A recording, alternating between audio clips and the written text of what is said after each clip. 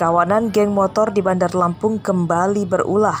Minggu malam lalu, seorang warga dianiaya oleh geng motor di Jalan Jenderal Sudirman, Kelurahan Rawalaut, Kecamatan Enggal. Kebrutalan geng motor direkam warga dan videonya tersebar luas di media sosial. Rekaman video memperlihatkan seorang pria yang mengenakan celana tentara diseret geng motor. Para pelaku membawa senjata tajam berukuran besar. Menurut warga, sebelum penganiayaan terjadi, terdengar suara ledakan diduga adalah suara petasan. Geng motor itu diduga tawuran dengan kelompok lain yang berakhir dengan penganiayaan terhadap seorang pria. Mercon itu udah nggak keruan lagi suaranya kayak apa itu, kayak bom gitu. Berapa orang kira-kira, Bu? Rame ya? Bukan nggak hitung lagi nak, orang selebar jalan ini kok. Tapi lihat ibu orang bawa senjata, bawa kayu. Intip, nggak keluar, nggak berani. Tapi kelihatan ya? Kelihatan udah segini-segini. Yang tukang nasi itu, warung Aira nasi itu, lari dia ke gedung itu ke atas. Takutan. Karyawannya. Ketakutan itu. Takut lah, orang rame. Polisi telah melakukan penyelidikan penganiayaan seorang warga oleh geng motor. Korban bernama Agil Primaraga, warga Langkapura, Kemiling. Korban adalah warga sipil. Dan korban bukan anggota TNI. Oh, bukan Pak ya? Korban adalah masyarakat biasa, sipil, tinggal di Gang Kulit, Jalan Imam Bonjol. Oh gitu. Seragamnya aja Pak? Luka di tangannya luka. Selain tangan Pak, ada lain Pak? Ada kepala, di kepala juga ada luka. Ya, sampai saat ini kita tetap melakukan upaya-upaya preventif terkait dengan adanya anak-anak geng motor itu. Tiap malam kita lakukan patroli.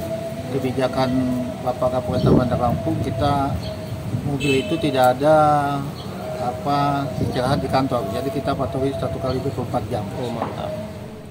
Polisi memburu para geng motor brutal itu. Pelaku diduga belasan orang. Identitas para pelaku terdeteksi dari rekaman video yang beredar luas di media sosial. Robi Laste dan Jeffrey Arifin melaporkan dari Bandar Lampung.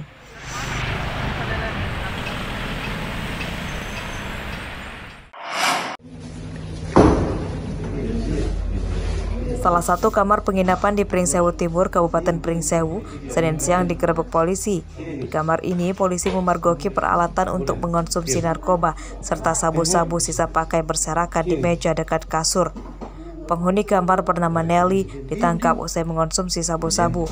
Wanita yang berprofesi sebagai pemandu lagu ini sempat menangis dan menolak ditangkap polisi.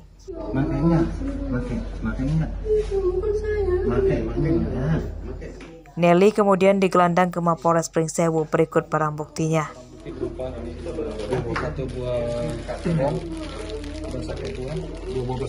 Pelaku sendiri sudah pernah terlibat, menurut keterangan pelaku sudah pernah terlibat kasus narkotika jenis ganja di tahun 2015. Dan kita dapatkan 2 klip sabu, kemudian alat isap dan korek api. Nelly merupakan seorang residivis yang pernah masuk penjara karena menggunakan ganja. Janda anak satu ini mengaku menggunakan narkoba karena stres usai bercerai.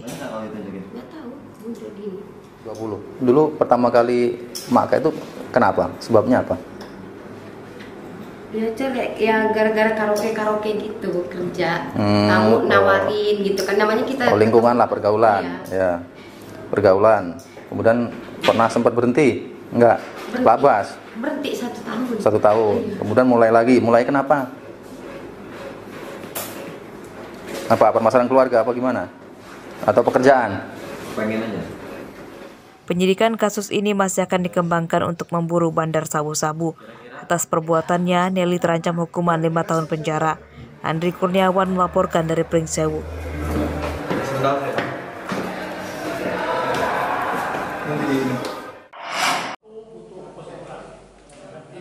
PLT Bupati Mesuji yang juga menjabat sebagai Kepala Dinas Pendidikan Provinsi Lampung, Sulpakar, menitipkan 3 orang kepada mantan Rektor Unila Karomani supaya bisa diterima sebagai mahasiswa Fakultas Kedokteran Unila. Tahun 2021 ada hubungi Pak Karomani nggak setelah tahu anak Bapak lulus? Fakta mengejutkan itu terungkap saat Sulpakar jadi saksi kasus suap penerimaan mahasiswa baru atau PMB Universitas Lampung atau UNILA di Pengadilan Negeri Tanjung Karang, Bandar Lampung, Senin siang. Sulpakar juga mengaku jika 2 di antara 3 orang yang dititipkan itu adalah anaknya yang masuk Fakultas Kedokteran jalur mandiri pada tahun 2020. Namun Sulpakar mengklaim tidak memberikan uang pelicin kepada Karomani. Pada awal pendaftaran, Prof, anak kami daftar SBMPTN. Andai kata tidak diterima di SBMPTN, tolong nanti di Mandiri. Iya, kapan itu waktunya? Sekitar bulan pendaftaran itu bulan 4 atau 5. 4 atau 5. Ya. Pada saat itu, saudara sudah mengetahui belum ada pembangunan gunung LNC? Tidak tahu. Tidak tahu. Saudara tahu saat ini ada pembangunan gunung LNC? Tahu bangunan itu setelah saya diundang persekian, tapi saya tidak hadir. Saudara, jabatan saudara apa saat ini? Tahun 2021 apa jabatannya? Kepala Dinas Pendidikan dan Sering berkoordinasi dengan Pak Karomani? Sering. Ya, baik. Untuk itu tahu nggak ada kegiatan yang dilakukan oleh UNILA, misalnya pembangunan gunung LNC atau rehabilitasi masjid? Tidak tahu. Tidak tahu. Tidak tahu. Tidak tahu apa nggak tahu? Tidak tahu. Nggak tahu sama sekali? Tidak tahu. Baik. Sidang juga menghadirkan sejumlah saksi untuk ketiga terdakwa ex-rektor UNILA Karomani, mantan Ketua Senat M. Basri, dan mantan Wakil Rektor Bidang Akademik Heryandi. Sidang akan dilanjutkan kembali untuk mendengarkan saksi lain. Sidang kasus penerimaan mahasiswa baru Universitas Lampung melalui jalur mandiri menguak fakta bahwa banyak pejabat yang terlibat pada pusaran korupsi dan suap itu.